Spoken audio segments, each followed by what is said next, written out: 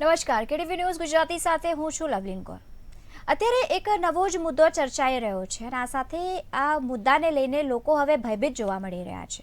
જી હા, H3N2 જે virus છે અત્યારે ખૂબ જ વ્યાપક પ્રમાણમાં ફેલી રહ્યો છે અને જેના કારણે લોકોમાં ચર્ચાનો વિષય તો બન્યો છે, પરંતુ સાથે લોકો ડરમાં પણ જોવા મળી રહ્યા છે, કારણ કે ખૂબ જ તેજ ગતિથી આ વધી રહ્યો છે। આ નવો વાયરસ H3N2ના કારણે અત્યાર સુધીમાં દેશમાં 2 મૃત્યુઆંક પણ સામે આવી ચૂક્યું છે। કર્ણાટક અને હરિયાણામાં પણ 2 લોકોના મોત થઈ ગયા છે। મહત્વનું છે કે કોરોનાની જેમ સામાન્ય સંક્રમણ જે છે તે રીતે ફેલાઈ રહ્યું છે અને અત્યાર સુધીમાં 90 કેસ પણ સામે આવી ચૂક્યા છે। દેશમાં કોરોનાની જેમ આ ફેલાઈ રહ્યું છે। મહત્વનું છે કે અત્યારે લોકોમાં આ વાતને લઈને ડર પણ જોવા મળી રહ્યો છે અને આ સાથે જ રાજધાની દિલ્હીની જ્યારે આપણે વાત કરતા હોઈએ છીએ, 2 મહિનાથી આ જે કોરોનાની જેમ વધી રહ્યો છે આ વાયરસનું નામ છે H3N2 ઇન્ફ્લુએન્ઝા। તેના વિશે સાવચેત રહેવા માટે અત્યારે નિષ્ણાંતો પણ અપીલ કરી રહ્યા છે, કારણ કે ઇન્ફ્લુએન્ઝાને કારણે પ્રથમ વખત જ્યારે મૃત્યુના સમાચાર સામે આવ્યા છે। તો આપણી સાથે અત્યારે ડૉક્ટર પ્રવીણ જે છે તે જોડાઈ ગયા છે, MD છે, એમના જોડેથી વાત કરીશું અને આ સાથે સમજીશું કે પહેલાં તો H3N2 વાયરસ છે શું અને કેવી રીતે ફેલાઈ રહ્યો છે। H3N2 એક ફ્લૂ વાયરસ છે। ફ્લૂ વાયરસ એટલે અમારે મેડિકલ ટર્મિનોલોજીમાં ઇન્ફ્લુએન્ઝા એ વાયરસનો સબટાઈપ છે। ભૂતકાળમાં આપણે 5-7 વર્ષથી H1N1 જેનું નામ સ્વાઇન ફ્લૂના નામથી જેમને જાણ્યો જાય છે, આનો સંક્રમણ બહુ વધારે હતો અને એ જ વાયરસ હવે મ્યુટેટ કરીને એમનો બીજો સબટાઈપ એટલે H3N2 કરીને આખા ઇન્ડિયામાં બહુ ઝડપથી ફેલાઈ રહ્યો છે। આ એક ફ્લૂ વાયરસ છે જે પેશન્ટ્સથી હેલ્ધી માણસમાં શરદી, કફ, ઉધરસના ડ્રોપલેટ ઇન્ફેક્શનથી ફેલાય છે। આ મૂળ એક એરબોર્ન વાયરસ છે જે ડ્રોપલેટ ઇન્ફેક્શનથી ફેલાય છે। જી ડૉક્ટર, આની સાથે જ કેટલી તીવ્રતાથી આ ફેલાઈ રહ્યો છે ઇન્ફ્લુએન્ઝા? આ ઇન્ફ્લુએન્ઝાનું ઇન્ફેક્શન બહુ વધારે ઝડપથી ફેલી રહી છે કે અત્યારે છેલ્લા 2-1 વર્ષમાં તો કોરોનાનું ઇન્ફેક્શન બહુ વધારે હતું। કોરોના પણ એક રેસ્પિરેટરી ઇન્ફેક્શન વાયરસ હતો, પણ ચૂંકી કોરોનાના ઇન્ફેક્શનના કેસીસ અત્યારે છેલ્લા 6 મહિનાથી થોડા ઓછા જોવામાં મળી રહે છે। તો આ જે વાયરસ જો 2 વર્ષથી જે ડોર્મેન્ટ હતો, હવે ફરીથી એમનો ઉથલો ચાલુ થઈ ગયો છે અને એ પણ બહુ ઝડપથી ફેલાય છે અને લોકોમાં થોડો આવી જો કોરોનામાં જે બધી જે પ્રિકોશન્સ, હેન્ડ હાઇજીન, માસ્કની hygiene, mouth care, nose care એ બધી રાખતા હતા, એ બધા હવે થોડો ધીમે ધીમે એ ગ્રેજ્યુઅલી બધા ભૂલી ગયા છે। ઓફિસમાં પણ કોઈને સપોઝ શરદી, કફ, ઉધરસ હોય તો એ પછી કોઈ પણ જાતની પ્રિકોશન નહીં રાખે અને તો એ વાયરસ એક પેશન્ટ્સથી ગ્રેજ્યુઅલી બધાને ધીમે ધીમે એ ફેલતો હોય છે। જી બિલકુલ ડૉક્ટર, આની સાથે જોવામાં એવું આવી રહ્યું છે કે 2 મહિનાથી વધારે ફેલાવા લાગ્યું છે અને અત્યારે તો લોકો આટલું ડરી રહ્યા છે આ જોઈને। 2 મહિનાથી વધારે થયું છે, હવે ફેલાઈ રહ્યો છે અને પાછળનું કારણ કોઈ પણ હોઈ શકે છે ડૉક્ટર, જેના થકી હવે વધારો થયો છે? જો આ એક રેસ્પિરેટરી ફ્લૂ વાયરસ છે અને વધારે આ એક જે ડબલ સિઝન હોય કે વિન્ટર સિઝન હોય, આમાં આ વાયરસ બહુ ઝડપથી ફેલે છે।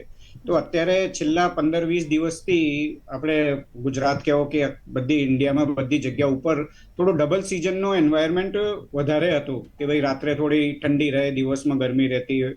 તો અને લોકો જેને જે ઇન્ફેક્શન થયા એ લોકો કોઈ આઇસોલેશનમાં નહીં જ રહ્યા, કોઈ સેલ્ફ આઇસોલેશન નહીં કર્યો અને gradually they have spread their illness to healthy person. તો એટલા ડબલ સિઝનના કારણથી અને લોકોમાં રિલેટિવલી જે અનઅવેરનેસ છે વાયરસના બીમારી ફેલવાને, અને અનઅવેરનેસના કારણથી આ રોગ બહુ વધારે ઝડપથી ફેલાઈ રહ્યો છે। જી બિલકુલ ડૉક્ટર, અને આ સાથે જ આ જે ઇન્ફ્લુએન્ઝા છે આના ટાઈપ્સ પણ છે ને ડૉક્ટર પ્રવીણ? હાજી, ઇન્ફ્લુએન્ઝા વાયરસના બધા સબટાઇપ્સ હોય છે। ઇન્ફ્લુએન્ઝા એ વાયરસ, ઇન્ફ્લુએન્ઝા બી વાયરસ। જો ઇન્ફ્લુએન્ઝા એ વાયરસની વાત કરી, આમાં જે પ્રોટીન્સ હોય છે, અમીનો એસિડ, આના કારણથી એમના સબટાઇપ્સ આપવામાં આવે છે।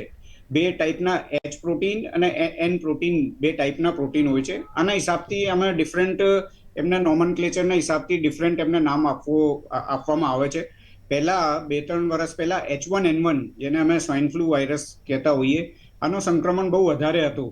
હવે જે અત્યારે જે વાયરસ નવો જો ફેલાઈ રહ્યો છે, આનું નામ H3 અને N2 ના નામથી, કેમ કે આ જો બે પ્રોટીન છે, હાઇલોયુરિનડેઝ અને N એટલે ન્યુરોઅમાઇડેઝ, આ બે પ્રોટીનના કારણથી આનું નામ H3N2 વાયરસ અત્યારે આપવામાં આવ્યો છે. જી બિલકુલ. આની સાથે અત્યારે મૃત્યુ આંકડા પણ સામે આવ્યા છે કે 2 લોકોના મોત થયા છે. અલગ અલગ શહેરોમાંથી 2 લોકોના મોતના સમાચાર આવ્યા છે. તો હવે કહી શકાય કે ઘાતક સાબિત થઈ શકે છે આવનારા સમયમાં? જો અત્યારે જેટલી પણ આ વાયરસની સ્ટડીઝ થયેલી છે, આમાં આ એક વાત ક્લિયર છે કે આ કોરોના જેટલો ભયાનક કે ઘાતક વાયરસ નથી.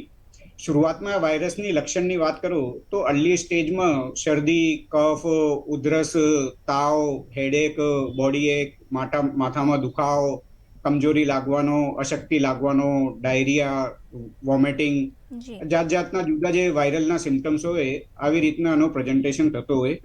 અને પછી એ વાયરસ જ્યારે તમે પ્રાઇમરી સ્ટેજમાં વ્યવસ્થિત ટ્રીટમેન્ટ ના જ કરો અને વધારે ખ્યાલ ના રાખો, તો અને જે લો ઇમ્યુનિટીના પેશન્ટ હોય, suppose diabetes, blood pressure, heart, kidney, lungs, cancer, pregnancy, જે લો ઇમ્યુનિટીના સબગ્રુપ્સના પેશન્ટ હોય, એ પેશન્ટ્સમાં બરાબર ટ્રીટમેન્ટ ના લેવાના કારણથી અર્લી સ્ટેજમાં એ વાયરસ લંગ્સમાં જતો રહે અને લંગ્સમાં જઈને પછી એને સંક્રમણ વધતો હોય અને ગ્રેજ્યુઅલી ધીમે એ મલ્ટી ઓર્ગન ફેલિયર કરીને પછી મોર્ટેલિટી પણ થઈ શકે.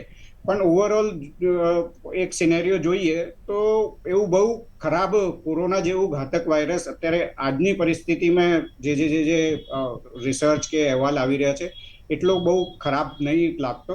પણ આ વાયરસમાં આ એક વાત અમે પણ ક્લિનિકલ પ્રેક્ટિસમાં જોઈ રહ્યા છે કે આમાં શરદી, કફ, ઉધરસ બહુ લાંબા સમય સુધી પરસિસ્ટન્ટ, 2 કે 3 વીક સુધી પરસિસ્ટન્ટ રહેતી હોય છે.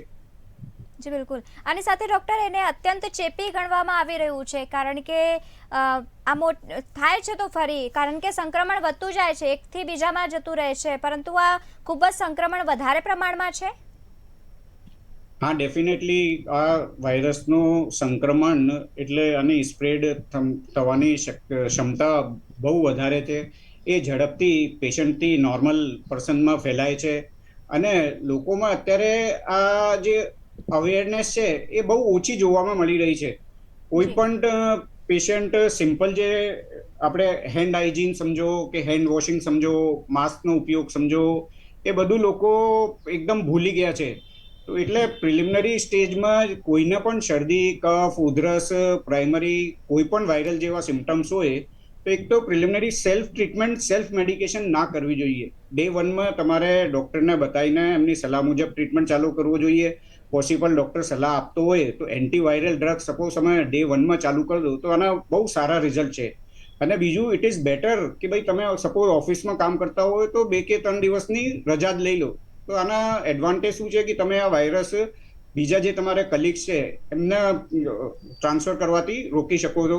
તો એટલે ઇટ ઇઝ બેટર કે તમે જે પહેલા જો આપણે જે કોરોનામાં જે hand hygiene, face mask, nasal cleaning, gargles, જે રૂટીન આપણે બધી પ્રિકોશન્સ રાખતા હતા, એ પણ હજી આઈ થિંક આ વાયરસથી બચવા માટેનો એક બહુ કારગર પ્રયાસ છે. જી બિલકુલ. અને અત્યારે એની સાથે જ WHO જે નિષ્ણાંતો છે તે તો એવું પણ કહી રહ્યા છે કે વૃદ્ધા જે લોકો છે, વૃદ્ધ, અને આ સાથે જ બાળકોને સાવચેત રાખવું ખૂબ જ જરૂરી છે, કારણ કે લોકોમાં પણ ઝડપી ફેલાઈ રહ્યું છે. ડેફિનેટલી સિનિયર સિટીઝન્સની વાત કરો તો એમની ઇમ્યુનિટી બહુ રિલેટિવલી યંગ પેશન્ટ કરતા ઓછી હોય છે.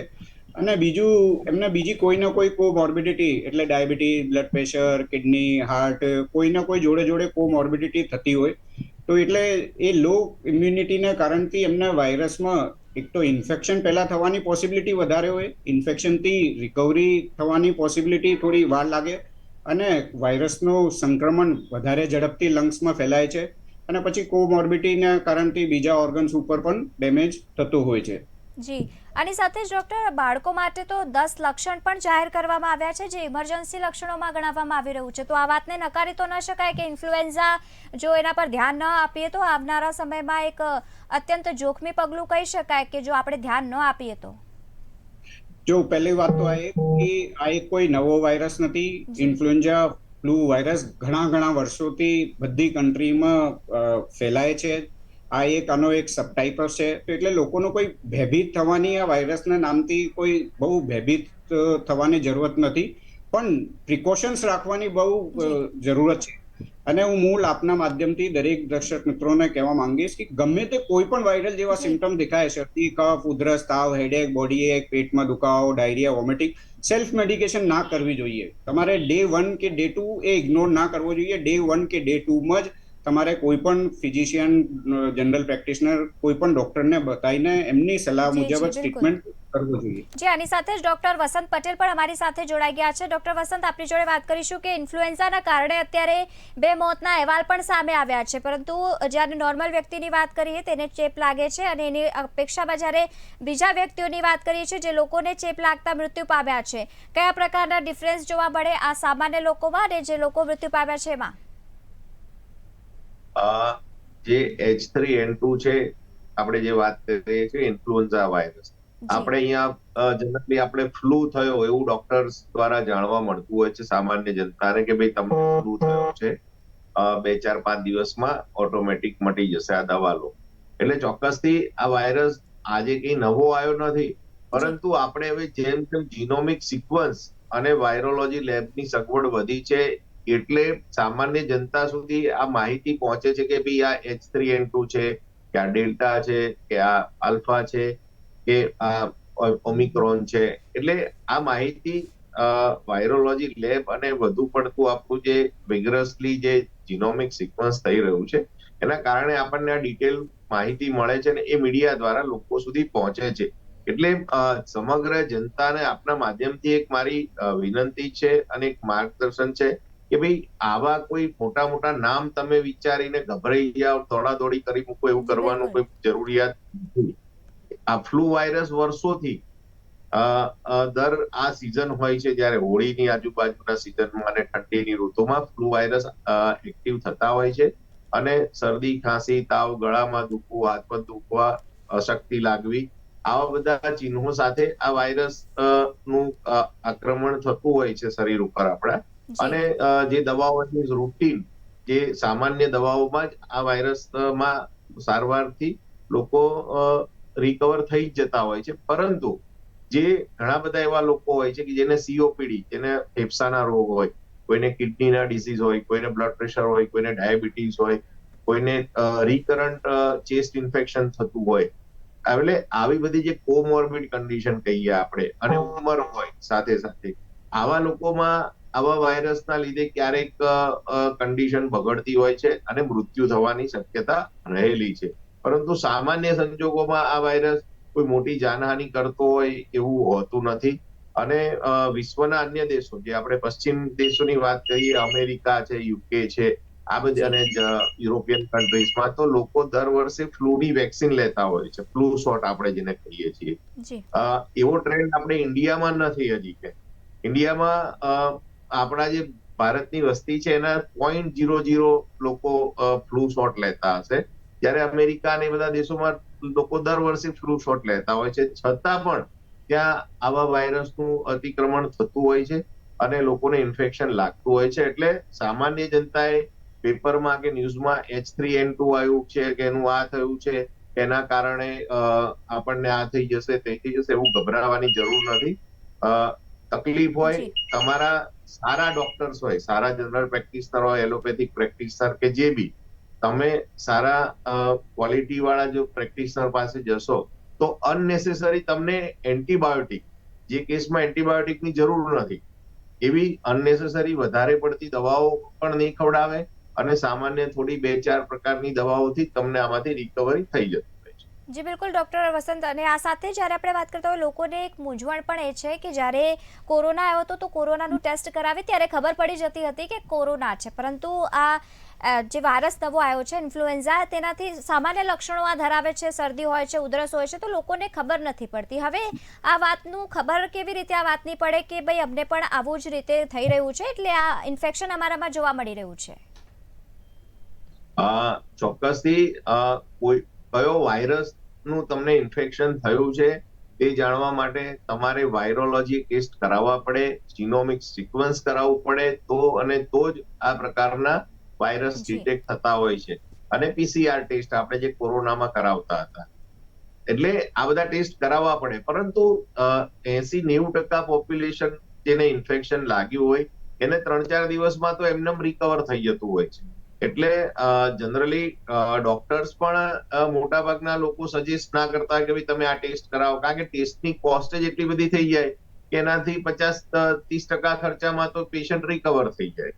જી એટલા માટે અને ઘણા બધા પ્રકારના ફ્લૂ વાયરસ હોય, એટલે બધાના ટેસ્ટ કરી અને ટ્રીટમેન્ટ આપી, અલ્ટિમેટલી ટ્રીટમેન્ટ રિમેઇન સેમ.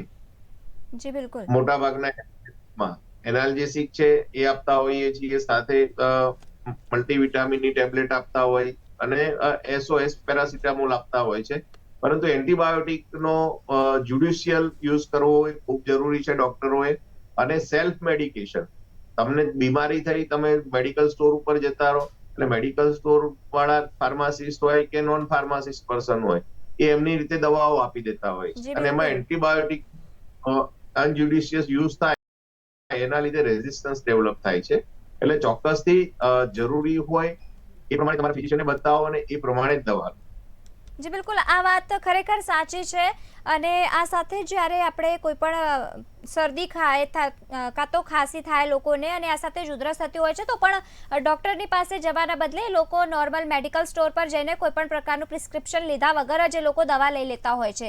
તો એવા જે લોકો છે તે લોકોને કયા પ્રકારની આડઅસર થઈ શકે છે ઇન ફ્યુચરમાં, ડૉક્ટર? ચોક્કસથી જે સેલ્ફ મેડિકેશન એ આપણા ભારત દેશની ખૂબ મોટામાં મોટી સમસ્યા છે મારી દ્રષ્ટિએ. અને જી એના કારણે સેલ્ફ મેડિકેશન આપણે તાવમાં જ નહીં, એ લોકો કોઈ પણ પ્રકારની બીમારીમાં પહેલા સેલ્ફ મેડિકેશન માટે પહોંચી જતા હોય છે મેડિકલ સ્ટોર ઉપર, કે ભાઈ તાવ આવ્યો, કમર દુખી, પેટમાં દુખ્યું, કોઈ પણ હોય તો પહેલા 2-3 દિવસ સેલ્ફ મેડિકેશન કરી કાઢતું હોય છે 50% પોપ્યુલેશન ઇન્ડિયા.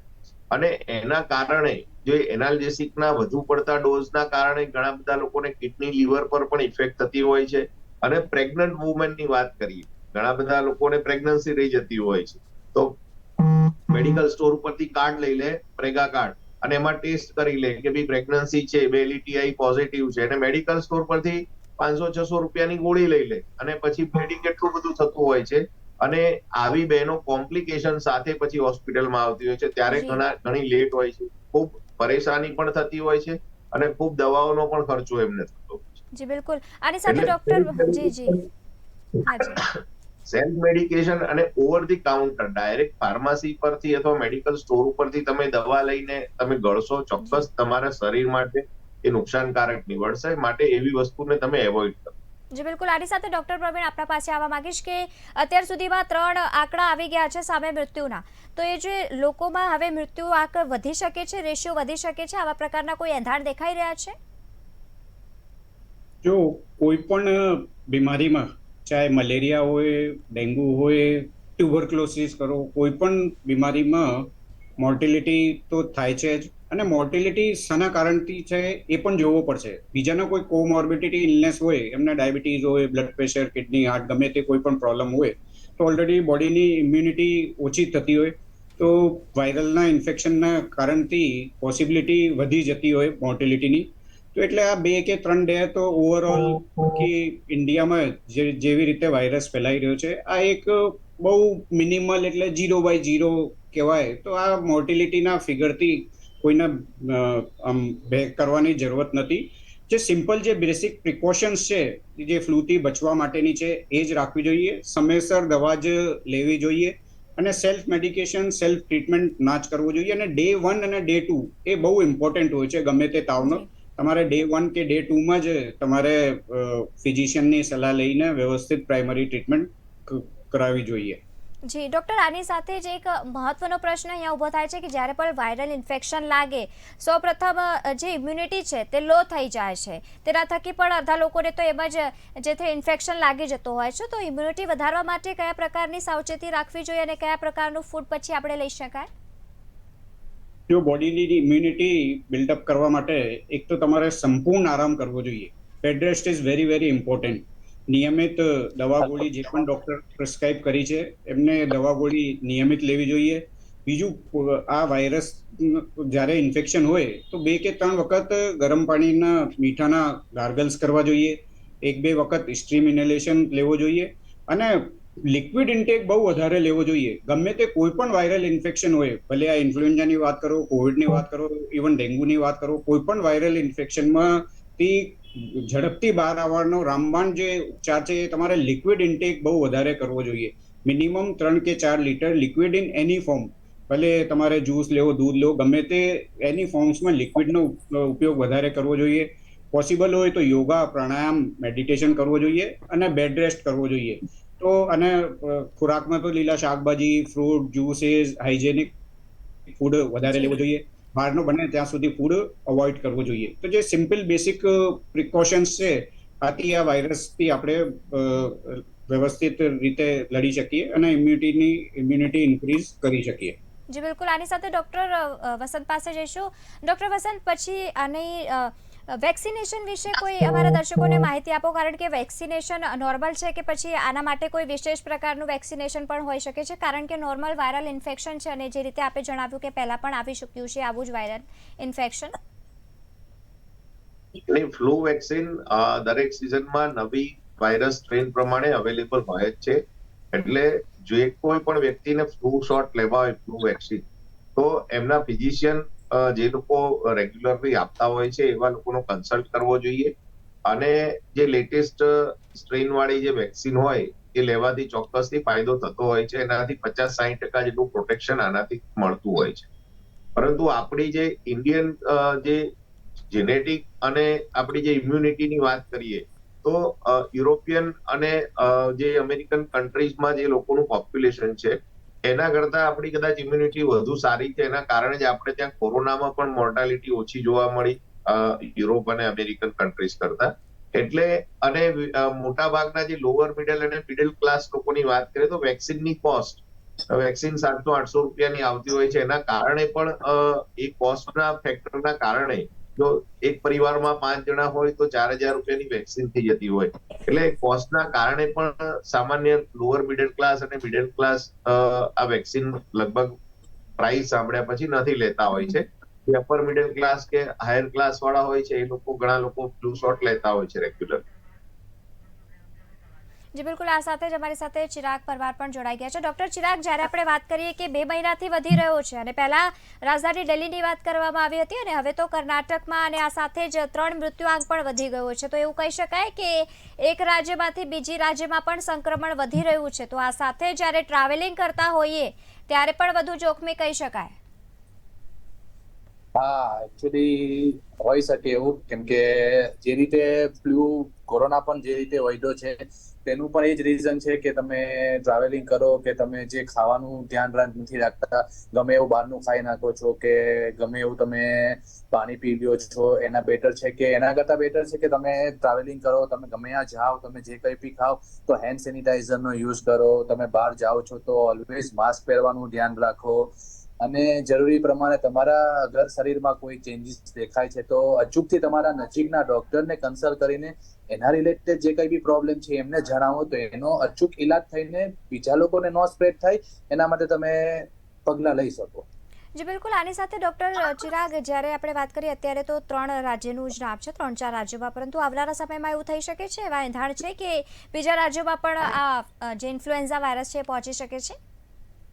ઓફકોર્સ પહોંચી શકે, બીકોઝ કે અગર તમે ધ્યાન નહીં રાખો, તમે પ્રોપર પ્રિકોશન્સ નહીં લેશો, પ્રોપર તમારું હાઇજીનિક મેન્ટેન નહીં રાખશો તો મે બી બની શકે. કેમ કે કોરોનામાં પણ એવું જ હતું કે આપણને તો કઈ આઈડિયા હતી નહીં કે એટલું બધું વાઇડલી સ્પ્રેડ થઈ જશે. તો આમાં પણ એ રીતના હોઈ શકે. બેટર છે કે પછી કેર કરવા કરતા પહેલાથી પ્રિકોશન્સ લઈને તમે ધ્યાન રાખો તો એ બેટર ઓપ્શન છે.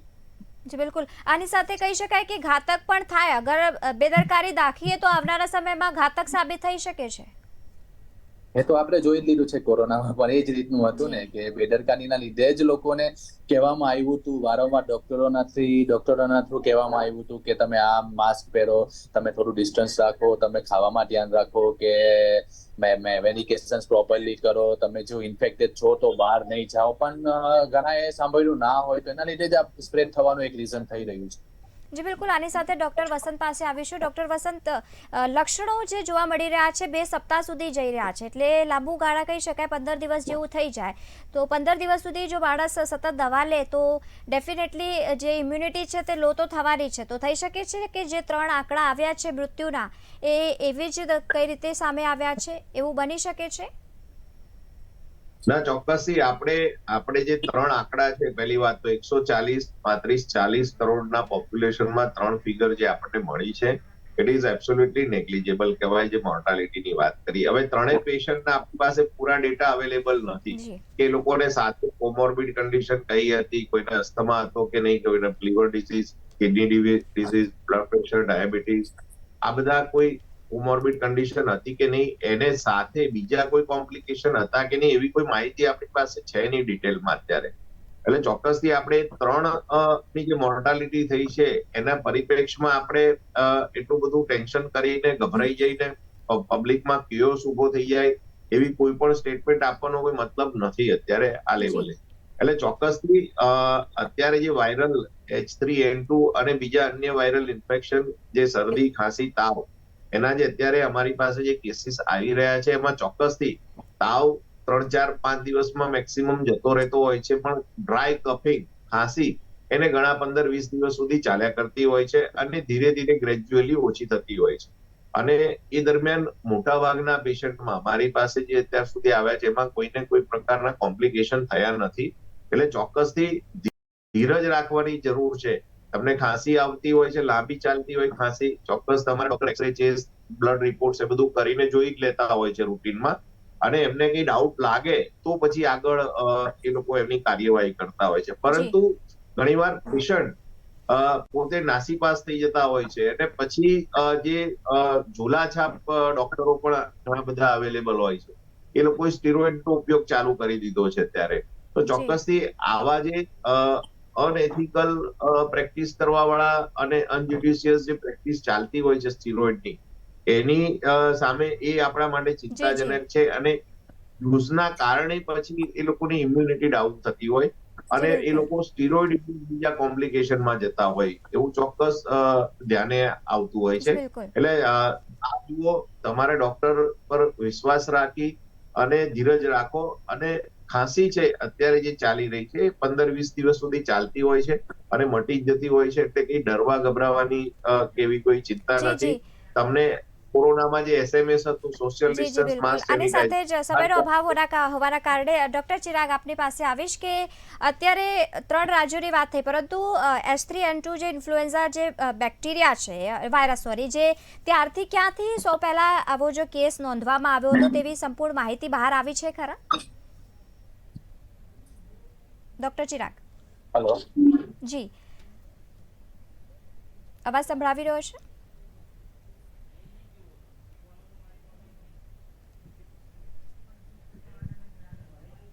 જી બિલકુલ, આ સાથે જ આપ બંને 3 ડોક્ટરોનો ખૂબ ખૂબ આભાર, તમે અમારી સાથે જોડાયા અને આ સંપૂર્ણ વાયરસ વિશે માહિતી આપી છે, કારણ કે અત્યાર સુધીમાં આવા જે કેસો છે તે પણ સામે આવી રહ્યા છે અને લોકોમાં પણ ભયનો માહોલ જોવા મળી રહ્યો છે. પરંતુ આ એક વાયરસ છે, ગભરાવાની જરૂર નથી. જો તમને લક્ષણો દેખાય તો ચોક્કસપણે ડોક્ટર પાસે જાઓ અને કન્સલ્ટ કરાવો.